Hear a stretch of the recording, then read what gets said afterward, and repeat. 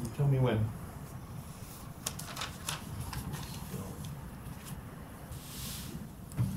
Okay. All right. Good afternoon. My name is John Harvey. I am with the Public Service Commission, staff member. I'd like to welcome you to our technical conference today. We're discussing the issues related to what was noticed as self-certification for the Lifeline program. As you may know from the email that was sent out earlier today, the focus has changed slightly because we've gotten some good information from the USAC folks that will be presenting a little bit later. We would like to note that the carriers who are going to be subject to what we're talking about today are the wireline carriers. The wireless carriers will simply continue doing certifications the way they currently are until the national verifier comes online. But the wireline carriers will be able to do the procedure that we'll talk about later today. We'd also note that the PSC has been in contact with senior staff at the FCC as well as at USAC, and they understand our concerns and have expressed their commitment to work towards getting the national verifier functional for us, but have not been able to provide any firm deadlines or schedule for that. So at this time what we'd like to do is turn the time over to... Oh, I'm sorry, yes. Yes, so... Because we're on the phone. Oh, that's right, the phone. So we will go around the room and do introductions. As I said, I'm John Harvey with the Public Service Commission. I'm Brandon Hess, staff accountant with Emory Telecom. Cheryl Murray with the Office of Consumer Services. Thad LeVar with the PSC. Jim Farr, CenturyLink. Jordan White with the Commission. Shauna Benvenue-Springer with the Division. Bill Duncan, Division of Public Utilities. Gary Smith, Division of Public Utilities. All right, and then on the phone, I believe we have up to about 10 callers. But if you could introduce yourselves. Carol Gilstrap, CenturyLink. Okay. Lindsay Wojtek, CenturyLink. Tammy Hanson, Manti. Anna Middleton, All West. Heather Natalie Hall. Glee. I'm sorry, we didn't hear those last two. Can you repeat? Heather Hall with Direct Communications. Natalie Glee, Gunnison Telephone. Amina Amin and Jamie Gustafson from USAC.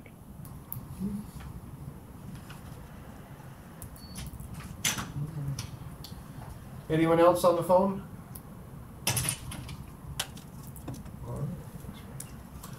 Okay, thank you. So at this time, we'll turn the time over to the Division of Public Utilities. They've got some information, and then I believe they'll be also turning time over to, after they speak for a few moments, to our visitors from USAC. But we'll go to the division at this time. So we'd like to welcome everybody here today to talk about the new process that we'll be doing starting July 1st. And we really want to say a big thank you to the USAC people for helping us with this process and helping us get going. We were able to talk with Amina Amin this morning and Jamie Gustafson about this process, and so I'm going to turn the time over to them, and they've provided a PowerPoint presentation to help us with this process. If you've got questions, I'm sure they'll stop and we can field those questions as we go through the process. So I'll turn the time over to you, Amina. Thank you, Shauna. Thank you, guys. So this is Jamie and Amina from USAC, and we wanted to walk you through the eligibility process for wireline service providers. And this process will start on July 1st. Starting July 1st, USAC will take over the eligibility determination for wireline service providers. And this process will go through the hard launch of the National Verifier. Once that hard launch happens, then consumers will be able to use the consumer portal or apply via paper directly to the Lifeline Support Center. So that is sort of the timeline for this process. And as John mentioned at the top of the call, we do not have a launch date yet that has been announced for the National Verifier. So we understand that this is a bit of a stopgap measure to get us through that period. But during that period, starting on July 1st, USAC will accept paper applications for wireline consumers, and we will accept those directly from consumers. And then as soon as the National Verifier soft launch occurs, service providers will also be able to check consumer eligibility using the service provider portal. And once that National Verifier has launched, we do recommend using the service provider portal because that will provide real-time responses, whereas the paper process will be a couple-week process between the time that consumers fill out their application and are able to get an eligibility determination. So I'm going to spend most of our time walking you through the paper application process because that piece is different. Once the Verifier soft launch happens, you will use just the regular service provider portal process. But in that paper application process, the consumer will obtain the paper Lifeline application form either from the service provider or by downloading it from the USAC website. The consumer will complete that application, so fill out all of the fields, and send us any eligibility documentation. And we recommend that they send everything because that, again, will speed up the process. If they have a TPIV failure or an eligibility check failure, we want to have all of that documentation if possible so we don't have to go back to the consumers. Once they have completed that application, they will send the application along with their eligibility documentation to the Lifeline program at our DC address. And we want to really emphasize both to you and to consumers that must be sent to our DC address. We cannot process forms that go to the Kentucky address. And unfortunately, because of the PII implications, any forms sent to the Kentucky address will be destroyed. There is no way that we can sort of reroute them to the correct address. And consumers must use the new Universal Lifeline forms. That is a requirement beginning July 1st anyway. But in order for us to process them, we do need those Lifeline Universal consumer forms. If we get forms that are sort of the old Utah forms, we will not be able to process them. I have a question. This is Alan with South Central Communications. Yes. I actually printed the Lifeline application, and that London, Kentucky address is the one that is listed on there. Is there a way you can change that? So we have been talking to Sean about that. So we can't change it on our end because those are the National Verifier forms. But what we can allow service providers to do during this interim period is to sort of put a sticker or put a box over that with the correct address on the forms that you send to your consumers. Okay. And that, normally we do not allow sort of changes to the Lifeline forms. But because this is a special case and we do want to make sure that consumers get them to the right place, we will allow those alterations at this point. And who will provide that address? The address, it is in the email that you got today, but it's Lifeline Program-National Verifier, and it's 700 12th Street Northwest, number 900 in Washington, D.C. 20005. Thank you. Just, this is John Harvey with the PSC. We can also alter that form and send that out as a second email with the correct address in that box. It's just a PDF form, so if the carriers are uncomfortable doing that or putting a sticker on, there will be a second version of that coming out that will have the correct address. Thank you. Thanks. That would be great. And let me just make one. Oh, sorry. Can I? This go ahead. This is Thad LeVar with the Utah PSC. I just want to piggyback on to one thing that Shauna said earlier, is that we do appreciate USAC making this accommodation, and just for everybody's benefit, they're making a Utah-specific accommodation because of the expiration of our contract with Workforce Services, as we did legislation and rules expecting National Verifier to be up. So USAC has made an accommodation just for Utah that has, until this was done this week, we assumed everybody would be moving to self-certification. So hopefully this is easier for all the carriers than self-certification, but USAC has gone out of their way to make this one state-specific accommodation, and we appreciate them doing that. And like John said, we'll try to make forms and these PowerPoint slides available on our website to help everyone with that. So thank you. Yeah, we really appreciate that.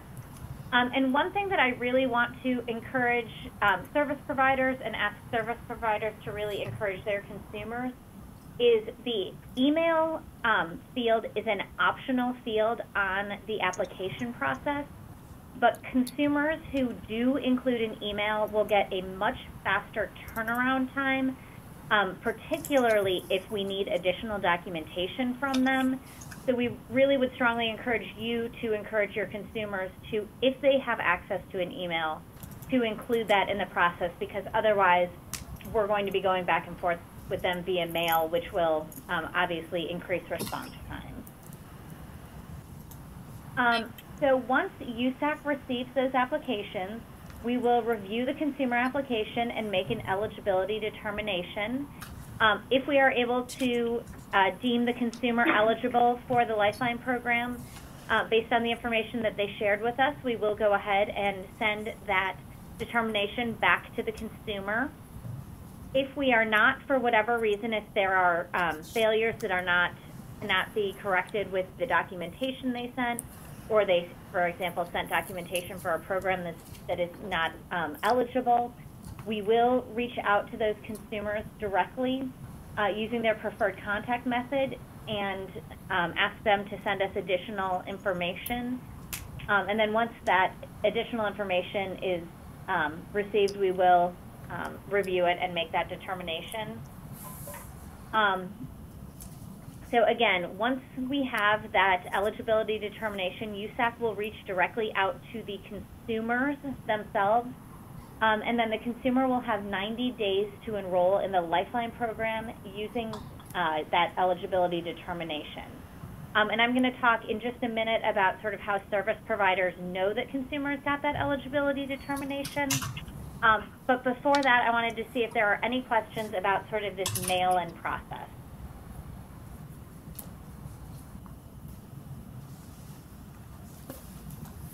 Will the mail-in process continue through the soft launch for other companies or other states, or just Utah? It's just for Utah and only for wireline providers in Utah. This will not, this mail-in process will not be available to other service providers who do self-determination right now. Thanks. All right, so I just want to briefly touch on the other option, and again, this is after soft launch. Service providers, wireline service providers, all service providers will have the option to use the National Verifier service provider portal process. And again, you can use that to check consumer eligibility. Consumers must be present with the service provider to use the service provider portal process. And you fill that out using that interview style approach. I think many of you guys have been on a bunch of National Verifier webinars, so I'm not going to go too deeply into that process. But if you do have questions, you can reach out to us at lifelineprogram@usac.org. And the portal will provide real-time eligibility response. And if the consumer cannot be found in the eligibility database, using the portal, we will be able to upload documents and, again, check them and get that 2 to 3 minute response time. So the paper process will have about a 2-week turnaround. The service provider portal, once that launches, will have somewhere between a instantaneous and 3-minute response time. So we do want to just make sure that's really clear. And then to enroll a consumer who has gone through the eligibility process, the consumer will bring that eligibility determination to the service provider to enroll in Lifeline. And when we say they'll bring that determination, they may bring the actual letter or email they received. They are not required to. And the way that you as a service provider will know that the consumer has been found eligible is that starting on July 1st, you will set your NLAD toggle to National Verifier. And again, this toggle does not yet exist in the system, but it will before July 1st. And this is the same way that you would check eligibility once the National Verifier is up or check an eligibility decision. Once the National Verifier is up and running, there will be that toggle in the upper right-hand corner. We're going to make that available to Utah Wireline service providers at the beginning of this process so that you are able to know that a consumer has gone through the eligibility check process. Then you will enroll that customer in NLAD using the usual process. And if that consumer has been found eligible, you will be able to enroll them in NLAD. If they have not yet gone through the eligibility check process, you will not be able to enroll them in NLAD. So NLAD will reject that enrollment. Just like with the National Verifier, the thing to keep in mind is that it's really important that the information that a consumer submits to the National Verifier, if you're using the service provider portal, or to us via the paper application, matches the information you're putting in NLAD exactly. And that's how we're going to know, or that's how you're going to know, that they do have that positive eligibility determination.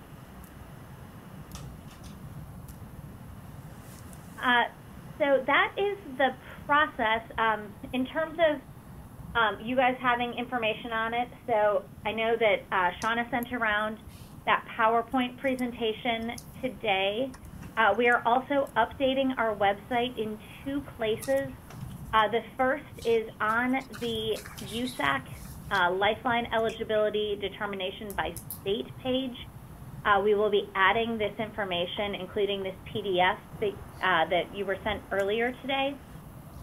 We are also going to work with the folks at Utah to update our consumer page. So at Lifeline Support, on the front page there will be a button that says click here if you want to enroll in the Lifeline home phone service in Utah. And once they click on that page, they will get the instructions, including the address where they should send the form. They will be able to download the form itself, as well as some reminders like please include an email address if you have one, because you'll get a quicker response time. So are there any questions or comments about the process? I have a question. Sure. This is Brandon with Emory Telecom. So I just want to make sure I understand. It sounds like for the purposes of NLAD, Utah will look like we're on the National Verifier to NLAD. Is that correct? Yes. So, for the wireline consumers, you will. Right. Yes. So you're effectively going to be manually verifying it as if National Verifier were verifying it. Yep. Exactly, yes. Yeah, we will basically be, running a mini national verifier operation.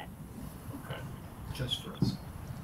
So one other question: this kind of limbo period we seem to be in. I got an email from the FCC just a couple weeks ago that told me I needed to provide. It was the Lifeline Program Integrity Group, and they said that I needed to provide or get a independent economic household worksheet for one of my subscribers. And this was kind of, coming out of a vacuum of documentation, because since I haven't been doing any, manual verification at all, all the duplicate checks have been done through INLAD, I was kind of blown away. And so I emailed them back and said, well, why don't we handle this duplicate check through INLAD?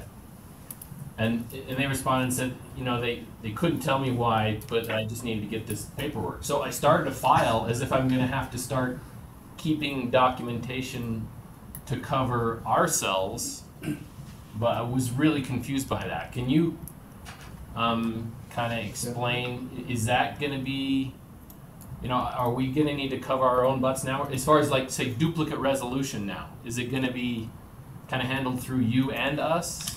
Or I was really confused by that.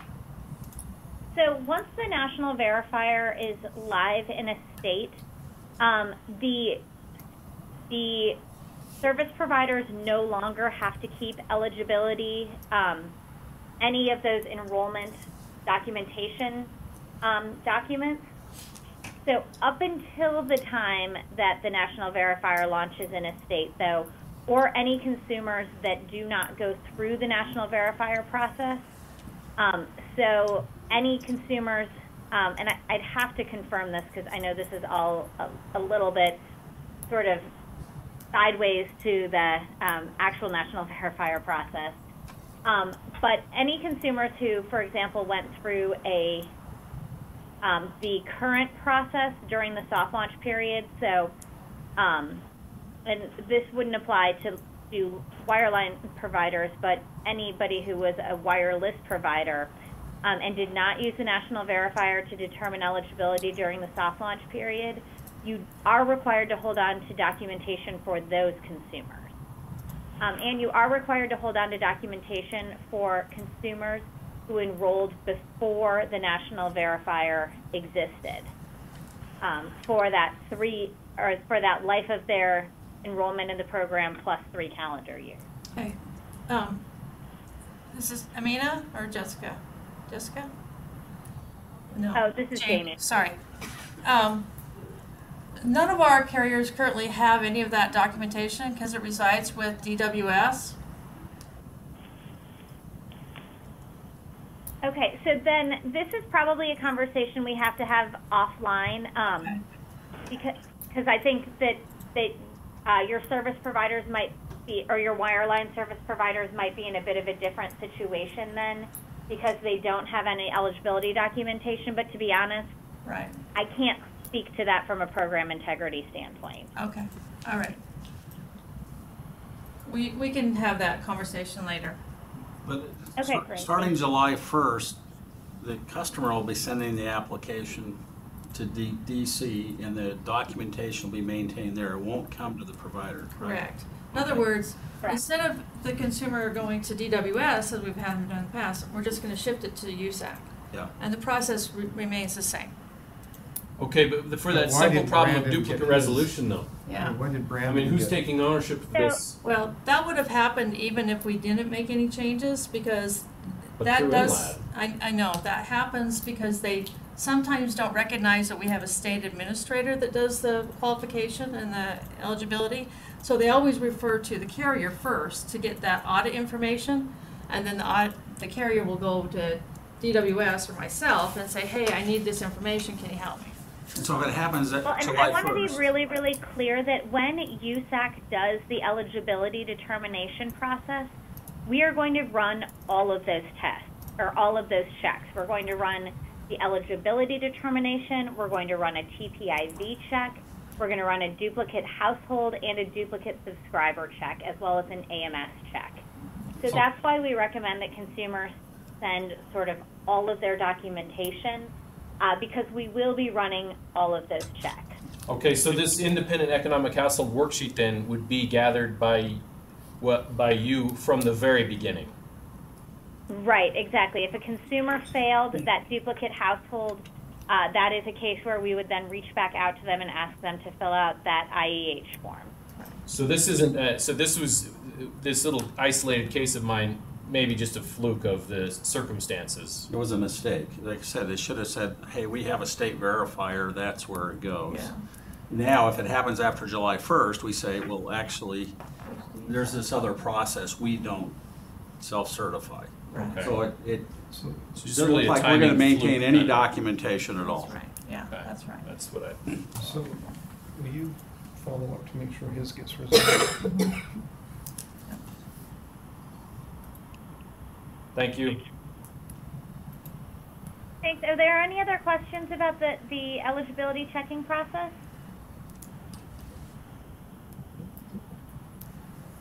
This is Alan. I'm sorry. Go ahead. This is Alan with South Central. I don't know how unique a situation it is, but we serve customers in Utah and Arizona. So we've been doing the verification for Arizona customers for I don't know how many years. So we do have documentation for them, but they're not a first launch state. Will anything change, even though we're the same? It's the same service provider. We're just considering Utah now for this national verifier launch, right? Right. Yeah. So in Arizona, you will continue with the same process that you've been doing until Arizona goes into the national verifier. This process only applies to Utah Wireline service providers. All right. That's what I thought. Thank you. So this question is both for USAC and Utah. In order for us to capture the information that we need to enroll the customer into NLAD, we'll either need to have them fill out a small application or something in order to get that kind of information to fill out NLAD.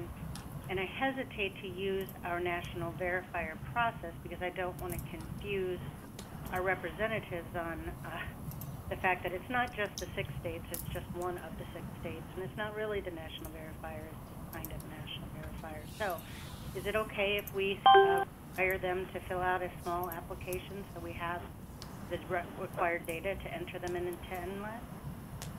So from the USAC perspective, that is fully acceptable. Okay. Does Utah have any problem with that? I'm sorry, can you identify who's speaking, please? Carol Is that Gilstrap. Carol? Okay. Yeah. So Carol, would that be done when the customer calls in, right? And we just take that information for that application, or do we need them to send us something before we start the process? I think that's... Well, the representative they would talk to would not be able to add Lifeline. It's not Right. something we allow all of our representatives the ability to do.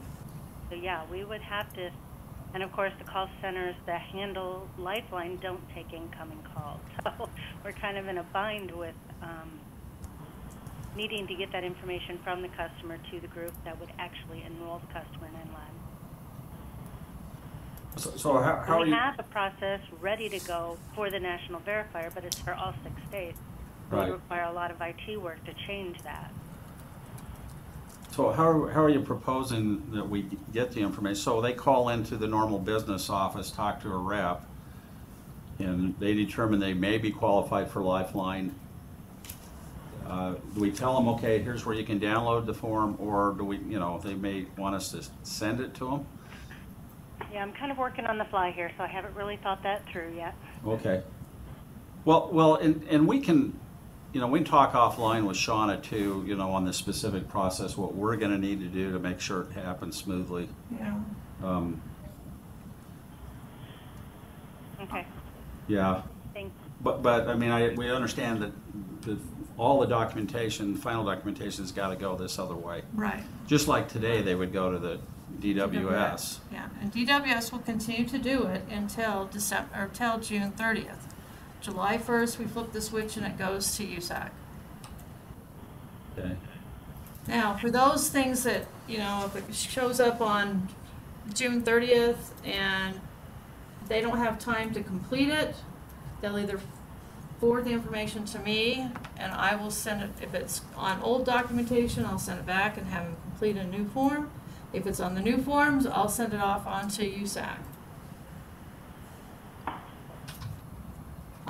There will be, DWS will also be redirecting their website to the USAC website. They'll also be putting a recording on their phones so that it goes to the USAC customer service numbers. We'll be doing the same thing on our website. USAC's also, DWS has also volunteered to send out a letter to all current subscribers that are on Wireline and let them know, kind of like when a mortgage sells, we've sold our mortgage, USAC's now the provider, and so when you get information from USAC, please respond to them because they're going to be the administrator for your Lifeline discount from here on out.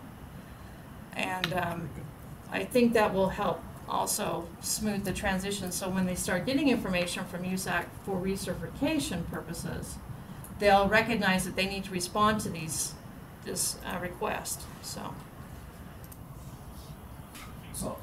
I'm just trying to think, you know, we like on day one that everything to be perfect and there's not going to be misdirected calls. That's not the reality. So, Carol, and I'm kind of talking out loud, and I'm just trying to make sure we have some kind of backup process so these customers aren't, you know, going in all kinds of directions trying to figure it out. So if by chance they call in after July 1st and the old process, you know, send them to DWS happens, they're going to get a recording that sends them to the USAC. Right. So when they call the USAC, what's going to happen? Are they going to say, sorry, you got to go back to your provider? No. Or the USAC can help? No, our call center is going to be Oh, they can help. be, Okay, so that should solve ready it, to right? go. Right. Okay. Right. Well, that should solve the problem. Mm-hmm. Okay, good. So just make sure that your folks chat offline with Shauna and then they'll check back with USAC and make sure things are okay, but it sounds like Yeah. all right.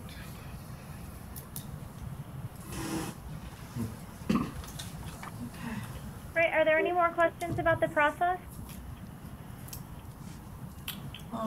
As far as reimbursement goes, we'll still continue to follow the same reimbursement process that we've done on the Utah side. There is a new form that will be emailed out that you'll need to complete. Don't use the old form, use the new form. And that's how and then we'll also have some additional documentation that you'll need to provide also from NLAD, so. Is that new form going to reflect the potential Lifeline rule change that's currently? Yes. Okay. Yes. Paying the USFs. Yeah, having the surcharge. USF come out of Right. it, deducted from the amount.